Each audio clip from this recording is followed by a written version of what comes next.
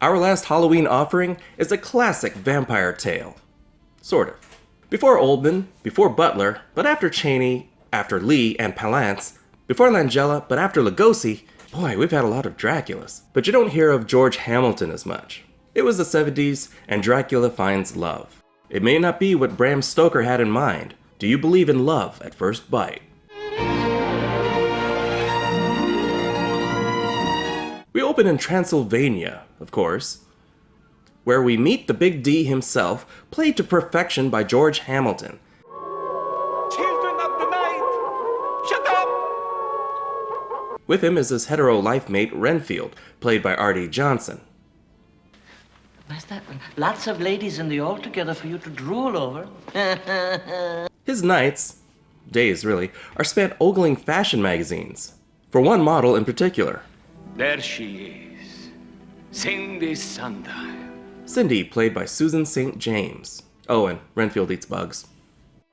The 10 best states to divorce your old man in. Nice to see Cosmo hasn't changed. I used to read Cosmo. Cindy Sundial, one day I will take you away from all of this. Before he can grab the tissues, he has visitors. It has been decided to turn this castle into a training camp for our young athletes. Basically, he's evicted from his castle. This is a comedy, so Dracula doesn't just eat them on the spot, but the point now is he has to go. And it's nice of the townspeople to see him off. Without me, Transylvania will be as exciting as Bucharest on a Monday night. Mic drop. They get on a plane. Renfield rides first class, Drac is in baggage. I kinda love that he has a reading lamp in his coffin. Who doesn't like to read in bed? So where does a vampire go to blend in? New York, of course. He's looking for Cindy, and he intends to give her the old vampire hello. Oh look, identical coffins. I smell shenanigans. During an ordinary nighttime wake, nobody's gonna bring you back here once you is dead. Guess who's coming to dinner?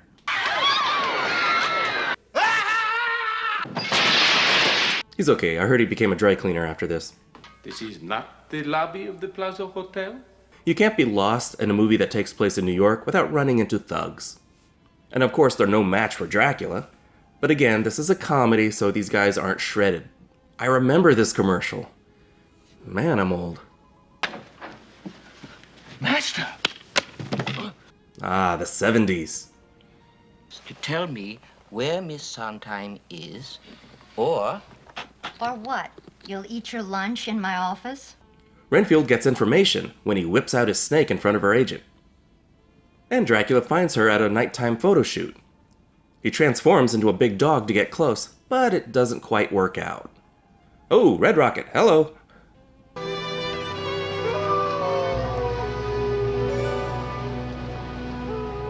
Woof, worth it. Dracula hits the town, but New York hits back. Feeding on the locals is not as easy as it used to be. Look, a chicken! A black chicken! When he finally does feed, he feeds off a drunk wino and he gets plastered. But I suppose it could have gone worse. Here's something else we don't usually see in Dracula. He's jealous of mortals. How would you like to dine on nothing but a warm, liquid, protein diet while all around you people are eating potato chips, malamas? But all is not lost. Renfield comes through again and finds out where Cindy spends her nights. It's time to go clubbing. I've adored you from afar, Cindy Sundial. He is so smooth, and he literally sweeps her off her feet. The DVD replaced a song that plays here due to a licensing issue, but for the Blu-ray, they restored the original song, Alicia Bridges' I Love the Nightlife.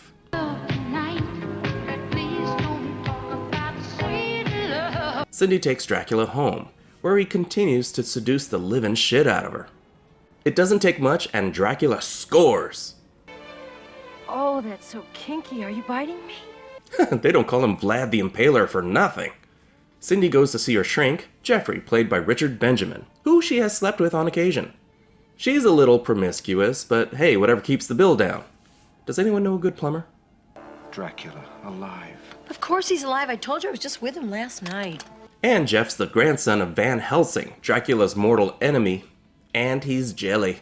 3 bites from the vampire, and the victim is doomed. But strangely, at 4 bites, you're okay.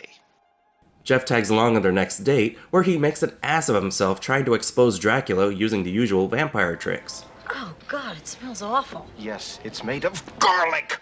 And this turns into a macho pissing contest. Well, rather, they try hypnotizing each other. Soon you will be under my power.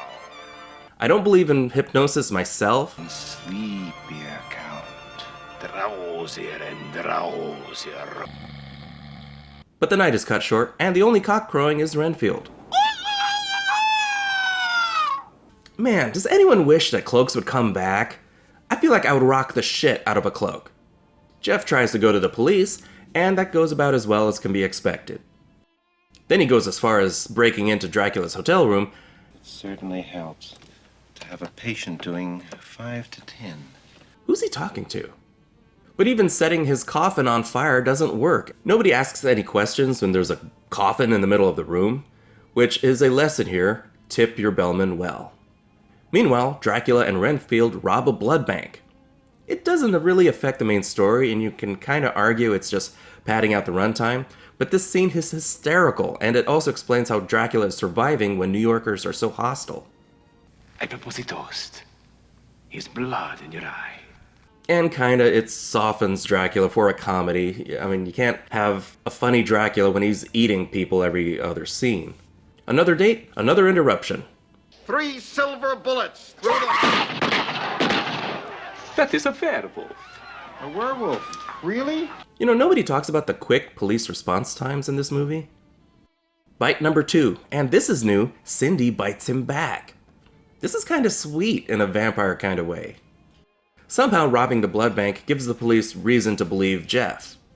Jeff briefly kidnaps Cindy, but Dracula quickly rescues her with the help of some New Yorkers. Hey, don't screw with New Yorkers. You see, you have mortal enemies, but one is inept, and the other really isn't interested in conflict. And since this is a comedy, our big fight scene wouldn't fit. So no fire, no torches, no crosses. Our cinematic moment is a car chase. In a cab with one hell of a driver. There goes my pension! The stakes are raised. See what I did there? When the coffin is accidentally put on a plane to Jamaica. Ah, pre-9/11 world. I'll see you in Jamaica! They missed their flight, but it's not really a problem for a creature that can fly. The final bite, the process is complete. Dracula and Cindy fly off to Jamaica together, a notoriously sunny vacation spot. I hope it works out for them. And that was love at first bite. George Hamilton was a terrific Dracula. His timing and delivery is impeccable and hilarious. You get a lonely yet optimistic portrayal of the Count. This being a comedy, he was able to be intimidating without being menacing. He was a strong, imposing character despite being the fish out of water. Good evening. Cindy starts out as a promiscuous, vacuous bubblehead, but she's a character who's still finding out what she wants out of life.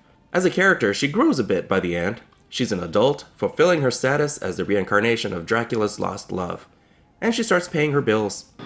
She paid me everything she owes me. And you gotta love Artie Johnson's Renfield. His weird laugh, his accent. My lunch will eat you. Propensity to eat bugs. Makes him a memorable, relatable character. Did I say relatable? He was mostly support for Dracula, naturally, but it gave him someone to interact with, and without Renfield, Dracula would be doomed. Richard Benjamin's nutty portrayal of Geoffrey kept with the comedic tone by giving Dracula an inept, but not very threatening adversary. This isn't a typical vampire horror movie, it's a romantic comedy, and he fits in here perfectly. The cast is small, but it lets the story focus on the main characters, but I wouldn't have hated more Artie Johnson. And you call yourself a doctor? The soundtrack is a mix of disco and a score that shifts from spooky and intimidating to comedic and light. Yes, the bat looked like a puppet, but it had charm. It reminded me of the old school vampire movies. In my mind, it's paying homage rather than a budget limitation. Puppets are cool. All the elements of a vampire movie are present. The love story, the Van Helsing, stakes, garlic, neck bites. It just happens to be a comedy, and it works. I think this movie is hysterical. The comedy isn't vulgar or gross, but don't get me wrong, I like vulgar and gross too, but this movie, to this day, still has me rolling. The writing, the timing, and delivery really sells the comedy. And if you don't see it in time for Halloween, there's always Valentine's Day. If you like this video, give a thumbs up and subscribe. It's the key to eternal life. So what are you doing this Halloween? Leave a comment below. This is theNewBee, and as always, thank you so much for watching. And to everyone out there, have a safe and happy Halloween. I'll see you later.